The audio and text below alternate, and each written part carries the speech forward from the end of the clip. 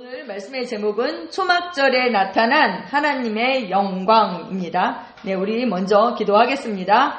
내가 보지 못하는 것을 내게 보여주소서. 내가 알지 못하는 것을 내게 가르쳐 주소서.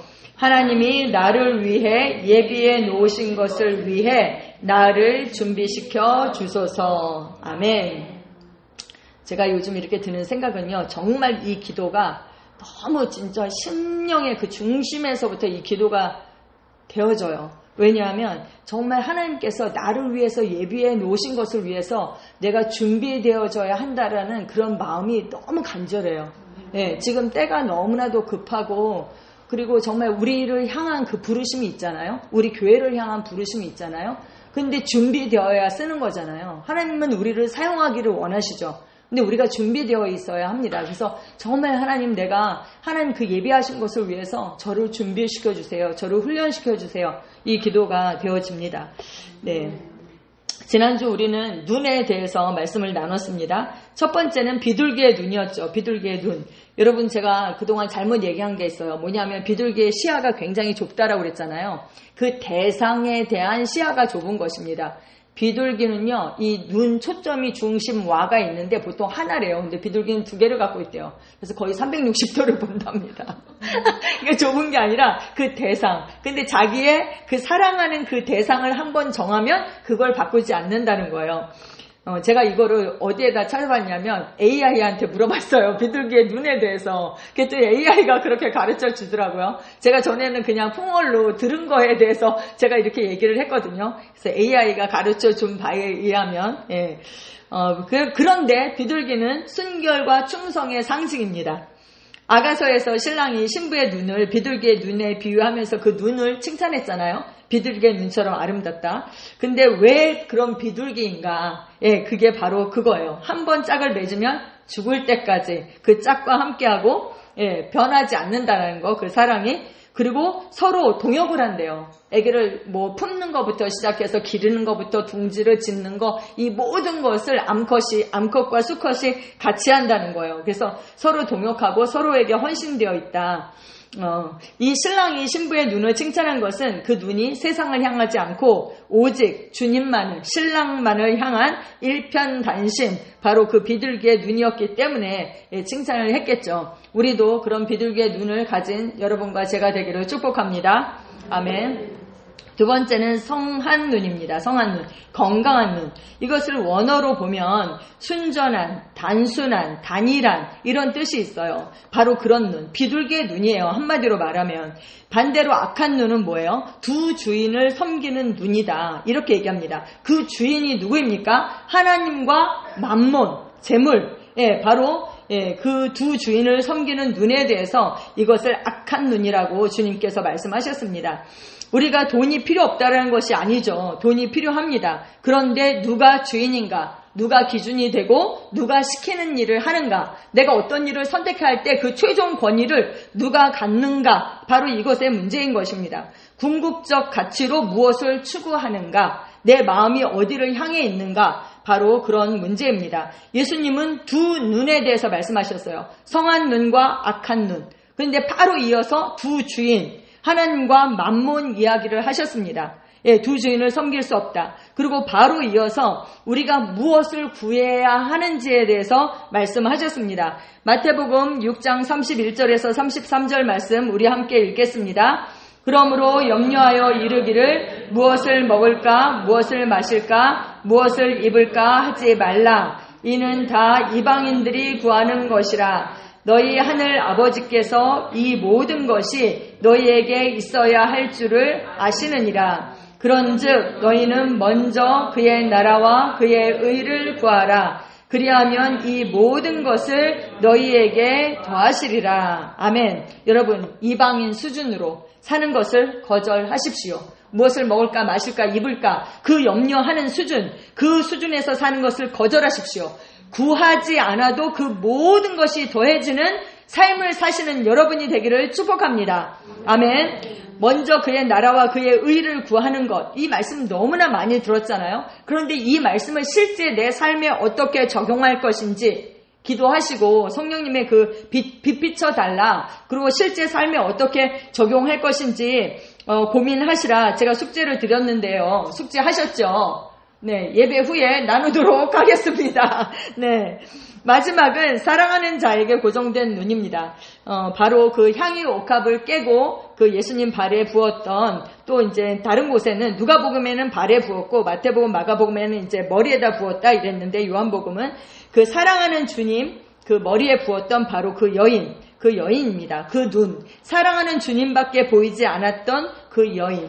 다른 것은 정말 그녀의 안중에 없었습니다. 그 향유 옥합의 가치, 또 사람들이 나를 어떻게 보는가, 그런 것은 아무런 안중에 없었고, 아낌없이 향유 옥합을 깨워서 주님의 장례를 준비했던 그 여인의 눈, 그 여인은 뭘 섬겼다고요? 돈이 아니라 바로 주님을 섬긴 것입니다. 그 발에 입맞추다, 경배하다, 예배하다, 프로스큐네오라는 헬라어 뜻 안에 입맞추다라는 뜻이 있습니다. 다른 제자들은 돈을 생각했잖아요. 300데나리온이나 되는 이거를 어떻게 허비하느냐 이렇게 얘기했지만, 주님은 아름다운 일을 행했다 이렇게 말씀하셨습니다. 주님은 우리에게 말씀하십니다. 두 주인을 섬길 수 없다. 두 주인을 경배할 수 없다. 둘 다 사랑할 수 없다. 둘 다 중시할 수 없다. 둘 중에 하나라는 거예요. 그 선택은 누구의 몫입니까? 바로 우리의 몫입니다. 내가 선택하는 것입니다. 여러분은 무엇을 선택하시겠습니까? 주님을 섬기고 경배하고 사랑하는 그리스도의 신부 열방교회 여러분과 제가 되기를 축복합니다. 아멘. 오늘은 초막절에 대해서 말씀을 나누고 싶습니다. 유대력으로 5786년 새해가 시작되었죠. 나팔절을 지났고 대속죄를 지나서 10월 6일 저녁부터 10월 14일까지가 초막절로 지내요. 초막절로 일주일간. 올해는 한국의 이 추석과 날짜가 비슷해가지고 더 많은 사람들이 이 초막절 행사에 참석할 수 있었던 것 같습니다. 또 전 세계 열방에서 지금 이스라엘에 직접 가서 초막절을 행사하는 행사에 참석하는 사람들이 굉장히 많아요. 가면 갈수록 아마 더 많아질 거라고 생각합니다. 왜냐, 요즘 이 유대력 그리고 유대인 이 여호와의 절기에 대한 관심이 점점 많아지고 있습니다. 그리고 이게 더 밝게 계시되고 있거든요.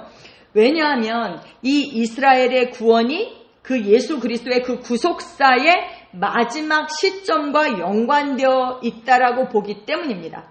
그래서 우리가 이스라엘에 주목을 하는 것이죠. 왜냐하면 옛날에는 이스라엘이라는 나라가 사라졌잖아요. 이스라엘이라는 나라가 사라졌습니다. 그래서 그냥 우리가 성경에 이스라엘 나올 때 우리가 영적 이스라엘이다 이렇게 생각을 했거든요. 그런데 없어졌던 나라가 1900년 동안 이 나라가 망해가지고 되게 세계 그냥 뿔뿔이 다 흩어지고 없어졌는데 1948년 5월 14일에 이스라엘이라는 나라가 거의 2000년 동안 사라졌던 나라가 하루아침에 생긴 거예요. 정말 있을 수가 없는 일이잖아요. 어떻게 2000년 동안 흩어졌는데 그 같은 언어와 같은 그 절기와 문화, 그거를 가지고 이 사람들이 그 나라를 다시 이룰 수 있다는 것은 정말 이것은 하나님의 역사인 것이죠. 그래서 이스라엘이라는 나라가 탄생이 되어버린 거예요. 그리고 성경에는 고토로 돌아오게 될 것이다라는 예언이 있거든요. 그러니까 이제 더 이상 그 이스라엘을 우리가 영적 이스라엘이다 이렇게 해석하지 않고 학자들이 얘기를 했어요. 그동안 우리가 잘못 해석했다. 1900년 동안 나라가 사라졌으니까 그걸 영적인 의미로만 해석을 했는데 실제 그 무화과 나무, 그 이스라엘이 탄생을 하면서 해석을 이제 달리하는 거예요. 그래서 이제 성경의 해석이 많이 바뀌게 되었습니다. 그래서 우리가 그 이스라엘에 주목을 하게 되는 것이죠.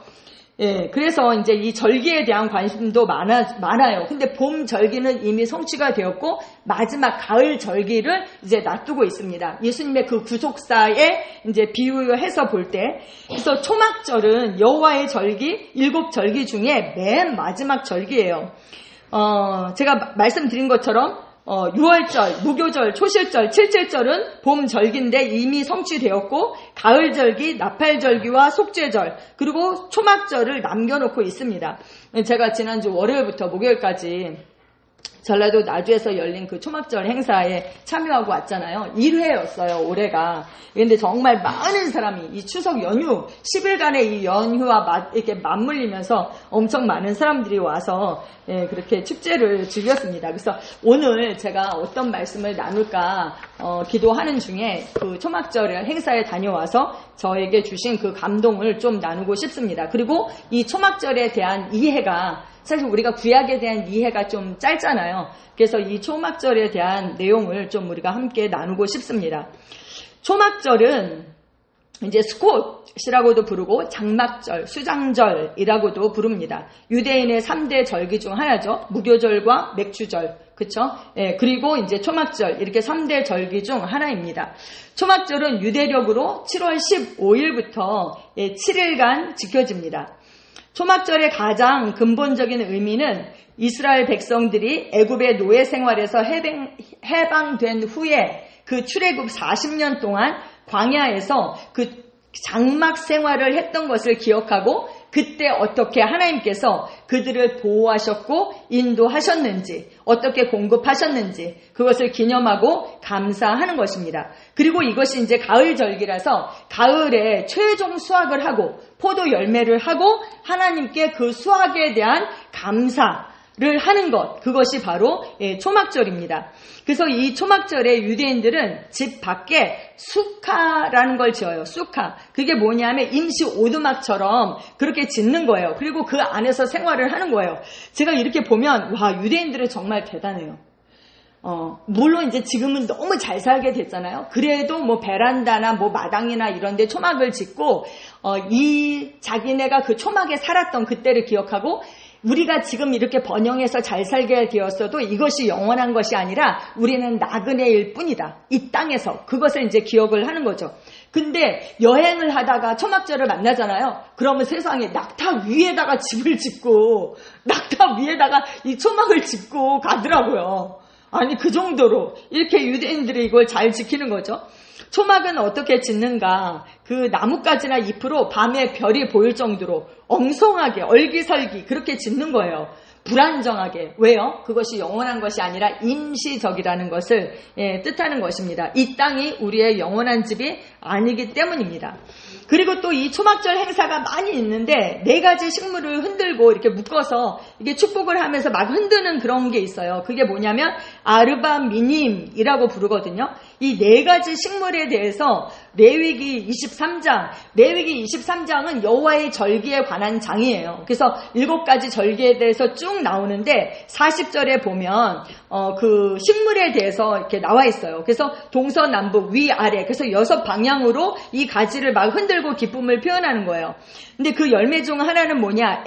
에트로그라고 해서 시트론이에요. 시트론. 그 열매. 이 열매는 맛도 좋고 향도 좋죠. 그리고 종려나무, 룰라브라는 그 종려나무 잎을. 근데 이것은 맛은 있지만 향은 없어요. 종려나무 그 대추야자 있잖아요. 대추야자 바로 그거예요. 근데 향은 없죠. 그리고 하다스, 음매화나무예요. 도금냥이라는데 도금냥이 뭔가 이랬는데 음매화나무. 이것은 맛은 없지만 향기는 좋습니다. 그리고 끝으로 버드나무, 아라바라는 이 버드나무를 흔드는 거예요. 이것은 맛도 없고 향도 없는 거죠. 이것이 우리의 성도를 사실 뜻하는 것 같아요. 말씀도 잘 알고 행함도 있는 사람. 말씀은 있지만 행함이 없는 사람. 말씀은 없지만 착한 일을 하는 사람이 있잖아요. 또 말씀도 없고 행동도 별로인 이런 성도가 있는 것이죠. 그래서 이 4가지를 묶어서 흔드는데 이것은 그 4가지 공동체의 4가지 유형의 그 사람들을 상징하기도 하고 그래서 이게 뭐냐? 부족한 부분이 있어도 우리 모두가 소중한 공동체의 일원이다. 이것을 나타낸다는 거예요. 그래서 하나님 앞에서 하나로 연합해야 함을 의미하는 것입니다. 그리고 또 하나는 이 4가지 식물 모두 물을 많이 필요로 하는 식물이래요. 그래갖고 초막절 기간에 이를 막 이렇게 흔드는데 이것은 충분한 비가 내려서 농사를 잘 짓게 해달라는 그 기도를 또 포함한 것이기도 합니다.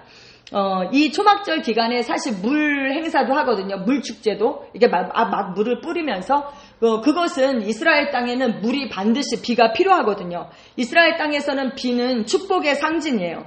왜냐하면 그 애굽 땅은 비옥했지만 가나안 땅은 하나님께서 비를 내리지 않으면 사실 망하거든요. 그래서 절대적으로 하나님을 의지해서 살 수밖에 없는 바로 그러한 땅인 것입니다. 그래서 그 스가랴서에 보면 이제 마지막 때 초막절을 어떻게 지킬 것인지에 대한 예언이 나오는데, 그 애굽 사람이나 이방 나라 사람이나 초막절을 지키러 예루살렘에 올라오지 아니하면 벌을 내리신다 이랬어요. 근데 그게 벌이 뭐냐? 비를 내리지 않는다. 비를 내리지 않는다. 비를 내리지 않는다는 것은 망한다라는 그런 뜻이에요. 그래서 온 열방이 그 예루살렘에 올라와서 그 마지막 초막절을 지키는 것에 대해서 스가랴서에 예언하고 있습니다. 이 초막절을 또 수장절이라고도 부르거든요. 수장. 거둬들인다. 거둘 숫자, 그리고 곳간에 이제 저장한다 할 때 그 장자죠. 그래서 한 해 동안 풍성한 결실을 주신 하나님 은혜에 감사하고 기쁨을 나누는 절기입니다. 그래서 이때가 사실 가장 즐거워하고 기뻐하는 것이거든요. 이것에서 온 것이 바로 추수감사절이에요. 추수감사절. 우리가 추수하고 이제 하나님께 감사하잖아요. 우리나라는 이제 추석이 있고 미국은 이제 추수감사절. 그래서 이제 그 이스라엘 사람들은 이때 초막절 때 이 수장절을 지키는 것입니다. 그래서 신명기 16장 13절에서 17절에 보면 그 수장절을 어떻게 지킬 것인지에 대해서 이렇게 쭉 얘기했는데, 타작마당과 포도주 틀에 소출을 거둬들인 후에 7일 동안 초막절을 지키라 이렇게 얘기해요. 근데 그때 규례가 뭐냐 하면 즐거워하라. 함께 즐거워해라. 함께 기뻐해라. 그리고 성소에 모여라. 그리고 온전히 즐거워하라. 완전 온전히 즐거워하는 거예요. 하나님께서 그 수확의 열매를 주신 것에 대해서. 그리고 올 때에 빈손으로 오지 말아라. 예물을 가지고 와라. 이렇게 규례를 정해 주셨습니다. 또 출애굽기 23장 16절에도 이 수장절을 지킬 것에 대해서 말씀하고 있습니다. 수장절을 지키라. 이는 내가 수고하여 이룬 것을 연말에 밭에서부터 거두어 저장함이니라 라고 말씀하고 있습니다. 네, 레위기 23장에 이제 여호와의 절기에 대해서 나와 있는데 전체를 다 읽을 수는 없으니까 저희가 그 초막절에 관한 말씀을 좀 읽고 싶어요. 근데 제가 쉬운 성경으로 거기 적었습니다. 레위기 23장 39절에서 43절까지 우리 함께 천천히 읽겠습니다. 시작. 일곱째 달 15일에 곧 너희가 땅에 심었던 것을 거두어 드리고 나서 여호와의 절기를 7일 동안 지켜라. 초하루와 8일은 완전한 안식일이다. 너희는 첫째 날에 좋은 나무에서 열매를 거두어 드리고 종려나무 가지와 잎이 무성한 나무의 가지와 시냇가의 버드나무 가지를 꺾어서 7일 동안 너희 하나님 여호와 앞에서 즐거워하여라. 해마다 이 절기를 여호와 앞에서 7일 동안 지켜라. 이것은 지금부터 영원히 지켜야 할 율법이다.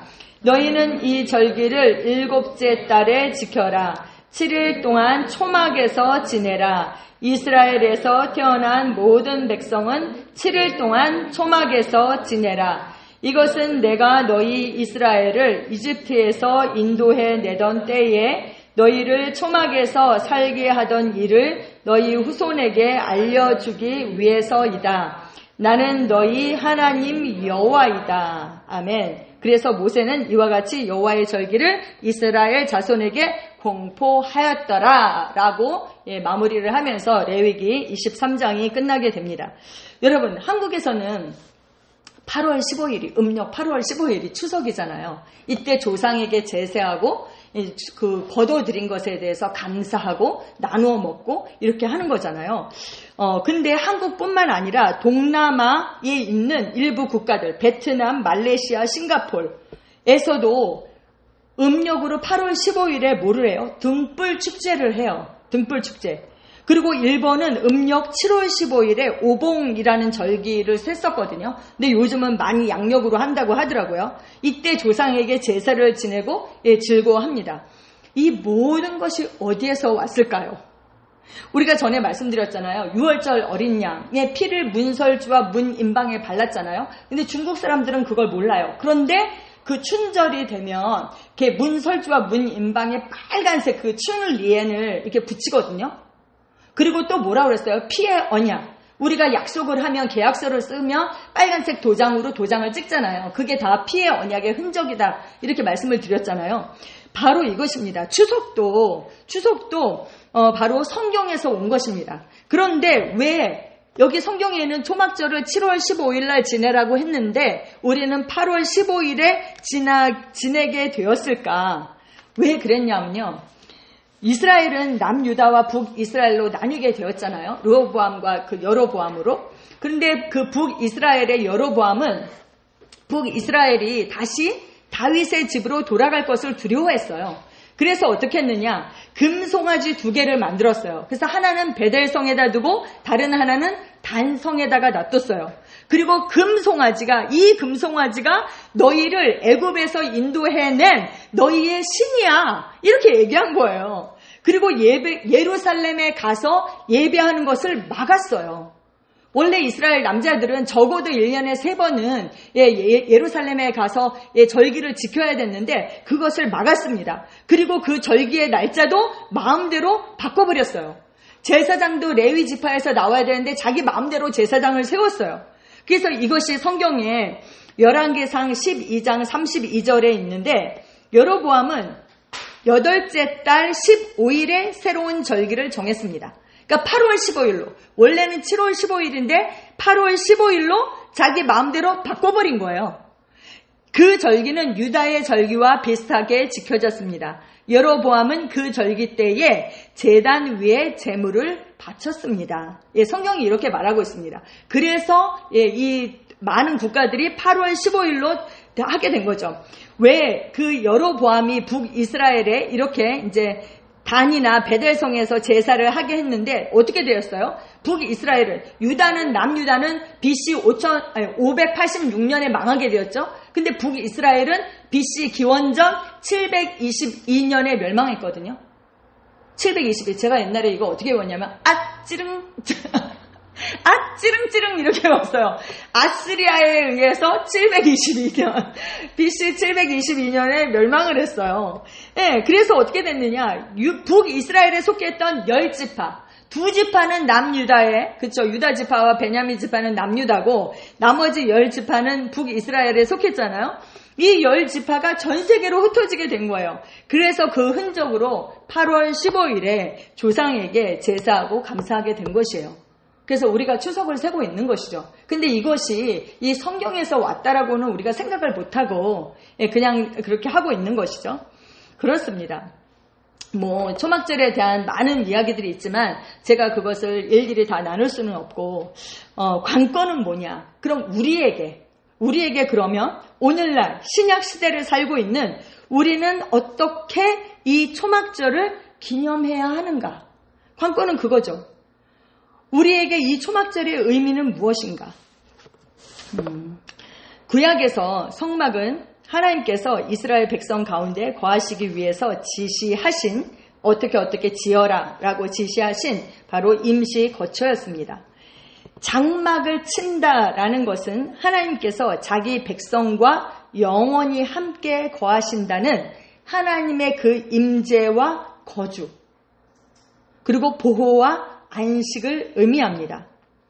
그런데 요한복음 1장 14절에 말씀이 육신이 되어 우리 가운데 거하심에 라고 말씀하고 있잖아요. 예수님께서 말씀이신 하나님이 육신을 입고 이 땅에 오셨습니다. 그래서 우리 가운데 거하심에 했을 때 이 거하시다 이 단어가 헬라어로 스케노라는 단어거든요. 근데 이게 바로 장막을 치다, 장막 속에 거주하다라는 그런 뜻을 가지고 있어요. 네. 원어적으로 보면 말씀이 육신이 되어 우리 가운데 장막을 치셨다. 바로 이런 뜻입니다. 네, 이제 성령으로 임하셔서 예수님은 2000년 전에 말씀이 육신이 되어 우리 가운데 오셔서 장막을 치셨죠. 그런데 그 예수님이 우리의 죄가 되셔서 죽으셨고 장사되셨고 부활하셨고 승천하셨고 성령으로 이제 우리 가운데 오셨습니다. 그래서 성령으로 임하셔서 우리 안에 거하시게 되었습니다. 다시 말하면 우리가 하나님이 거하시는 그분의 영광과 임재가 있는 처소가 된 것이죠. 장막이 된 것입니다. 그 변순복 교수님이라고 여러분 어쩌면 들어보셨을 거예요, 이름을. 이분이 정말 이방인의 랍비라고 할 정도로 구약에 엄청 능통한 그런 분이시거든요. 근데 이분이 이제 이번에 강사로 오셨었어요. 근데 그분의 말씀 중에 초막절의 핵심은 예수 그리스도 안에서 하나님과 함께 합니다. 이렇게 얘기를 하셨어요. 어떻게 그 예수님이 그러면 어떻게 그 하나님이 어떻게 우리와 함께 하시는가? 바로 너희 안에 계신 그리스도. 이것이 만대와 만대로부터 감추어졌던 비밀이다 라고 사도 바울은 얘기했습니다. 내 육신이 하나님이 거하시는 임시적인 장막이 된 것입니다. 아멘. 이 몸은요 임시적인 거예요. 하나님이 거하시는 성전은 성전인데 임시적인 그런 장막입니다. 영혼이 떠나고 나면 이 몸은 어떻게 돼요? 와, 구더기에 밥이 된다. 그러니까 교만하지 말아라. 이 몸은 영혼이 떠나면 이 집은 필요가 없어지잖아요. 그럼 땅 속에 묻히게 되고 구더기에 밥이 되는 거예요. 지혜는 무엇입니까? 이 임시적 장막 안에 우리가 있을 때에 영원한 장막을 준비하는 것입니다. 아멘. 사도 바울은 그의 육신을 장막으로 그렇게 인식하고 얘기했어요. 고린도후서 5장 1절과 10절 우리 함께 읽겠습니다. 시작. 만일 땅에 있는 우리의 장막집이 무너지면 하나님께서 지으신 집 곧 손으로 지은 것이 아니요 하늘에 있는 영원한 집이 우리에게 있는 줄 아느니라. 그런즉 우리는 몸으로 있든지 떠나든지 주를 기쁘시게 하는 자가 되기를 힘쓰노라. 이는 우리가 다 반드시 그리스도의 심판대 앞에 나타나게 되어 각각 선악간에 그 몸으로 행한 것을 따라 받으려 함이라. 아멘. 예. 장막집, 이 임시 장막 안에 하나님께서 거하고 계십니다. 아멘. 그리고 또 사도행전 15장에 보면 예루살렘 회의에 대한 내용이 나와 있어요. 어떤 사람들이 유대에서 안디옥으로 왔습니다. 안디옥 교회로. 그래서 거기에 이방인 형제, 이방인인데 예수님을 믿고 그리스도인으로 거듭난 그 형제들에게 뭐라고 얘기했냐면 모세의 법대로 할례를 받지 않으면 구원을 받을 수 없다라고 가르쳤어요. 그래서 이 사건 때문에 바울과 바나바 그리고 그 다른 사람들과 엄청난 격렬한 충동과 논쟁이 발생했습니다. 그래서 안디옥 교회에서 바울과 바나바와 또 몇 사람을 예루살렘 교회로 파견했어요. 그래서 그 예루살렘에 있는 사도들과 장로들이 이 문제를 어떻게 생각하는지를 알아보게 했습니다. 그래서 이제 바울과 바나바가 또 몇 사람과 함께 예루살렘 교회로 가게 되죠. 그래서 뭐 여러 가지를 얘기를 했는데 바리새파였다가 예수님을 믿은 어떤 사람들이 이방인들도 할례를 받아야 하고 모세의 율법을 지켜야 한다라고 주장을 했어요. 그 많은 토론이 있었습니다. 그때 베드로 사도가 말했습니다. 베드로 사도는 그 이방인, 그 더러운 것을 자기는 먹지 못한다 했을 때 하나님께서 그 보자기에 쌓여갖고 내려온 것을 먹으라 했잖아요. 그래서 이방인인 고넬료 집에 가서 복음을 전할 때 그들이 성령이 임하는 그 현장에 있었잖아요. 그래서 베드로가 쭉 얘기를 하면서 이렇게 얘기를 했어요. 모든 사람의 생각을 아시는 하나님께서 우리에게 성령을 주신 것과 똑같이 이방인에게도 성령을 주셔서 그들을 인정하셨고 그들의 믿음을 보시고 그들의 마음을 깨끗하게 하셨습니다. 왜 우리 조상과 우리도 능히 매지 못하던 멍에를 그 제자들의 목에 두려고 합니까? 그들도 우리와 마찬가지로 믿음으로 구원을 받는 줄을 믿습니다. 이렇게 사도 베드로가 얘기를 했어요. 그랬더니 뭐예요? 이 이야기를 듣고 있던 초대교회의 수장이었던 야고보 사도가 예수님의 동생이죠. 그 예수님의 동생이 바로 야고보가 그 초대교회의 수장이 되었거든요. 근데 그 야고보가 그 선지자들이 예언했던 것에 대해서 얘기했어요. 아모스 9장 11절에 예언했던 것에 대해서 그가 인용해서 얘기를 했습니다. 사도행전 15장, 제가 다 적지는 않은 것 같은데, 거기 한번 말씀 함께 읽겠습니다. 시작. 이 일이 있은 뒤에 내가 다시 와서 다윗의 무너진 장막을 다시 짓겠다. 폐허가 된 곳을 다시 짓고 바로 세우겠다. 그러면 살아남은 사람들과 나의 이름을 부르는 모든 이방인들이 나를 찾을 것이다. 이것은 이 일을 행하시는 여호와의 말이다. 라고 사도 야고보가 얘기했습니다. 다윗의 장막에 대해서 얘기를 했거든요. 다윗의 장막. 다윗 무너진 그 다윗의 장막을 다시 짓겠다. 이 예언 말씀을 했어요. 다윗의 장막은 다윗이 하나님의 언약궤를 예루살렘으로 가져온 후에 그 모세의 성막과는, 이때는 성전이 아직 지어지기 전이잖아요. 그래서 그 모세의 성막과는 별도로 시온산에 세웠던 임시 장막, 그 천막을 말합니다. 여기에는요 지성소가 없었어요. 언약궤가 그냥 노출되어 있었어요. 가로막는 휘장이 없이 하나님의 임재 가운데 예배했습니다. 그래서 찬양팀들 이름 중에 다윗의 장막 이런 게 있잖아요. 다윗의 장막 그 영동 제일교회 그 팀 이름이 다윗의 장막이잖아요. 이곳은 다윗의 장막은 24시간 365일 끊임없이 찬양과 감사의 제사를 드렸던 열정적인 그런 예배의 장소였습니다. 우리가 그 마지막 날, 나주 초막절 집회 마지막 날, 목요일 날 밤에요. 사람들이 이 기쁨의 축제잖아요. 마지막이 정말 하이라이트였어요. 이게 많이 가셨고, 남은 분들은 그래도 많이 있기는 있었는데, 저희가 밤 11시까지 예배를 하다가 끝나지를 않았고 밤 11시에 왔어요, 그냥. 밤 11시까지 쉬지 않고 예배하는 거예요. 언제까지 예배했는지 모르겠어요. 근데 그분이 정말 열정적으로 찬양하는데 이러시더라고요. 다윗이 하나님 앞에 춤추고 예배했을 때 다윗은 분명히 막춤을 췄을 것이다. 다윗이 막춤을 췄을 거라는 거예요. 와, 할머니 권사님들도 얼마나 열정적으로 춤을 추고 예배를 하시는지 정말 너무 즐거운 그런 초막절 집회였습니다. 그 다윗의 장막에 대해서 얘기했어요. 이방인이 율법을 행해야 하는가, 그 문제를 토론하는 자리였잖아요. 근데 사도 야고보가 왜 다윗의 장막 이야기를 했을까요? 그 무너진 다윗의 장막을 다시 짓고 세우겠다는 그 예언의 성취는 언제 이루어졌느냐? 예수 그리스도께서 오심으로 시작되었고 성취된 것이죠. 휘장이 찢어졌어요. 휘장이 찢어서 하나님과 우리 사이에 가로막을 것이 없었어요. 그리고 그 이방인의 구원, 그것에 대한 놀라운 하나님의 계획에 대해서 인정한 것이거든요. 그래서 그리스도 안에서 유대인과 이방인이 그리스도의 한 몸으로 하나님을 예배하는 그날에 대해서 이 사도 야고보가 인정하고 얘기한 것입니다. 여러분, 이방인인 우리가 유대인처럼 되는 것이 아닙니다. 유대인이 이방인의 교회처럼 되는 것도 아닙니다. 한 분 그리스도를 통해서 믿음으로 유대인도 이방인도 새로운 피조물로서 그리스도의 한 몸으로 우리가 그리스도 안에서 세워지는 것입니다. 아멘. 바로 그것에 대해서 사도 야고보가 얘기한 것이죠.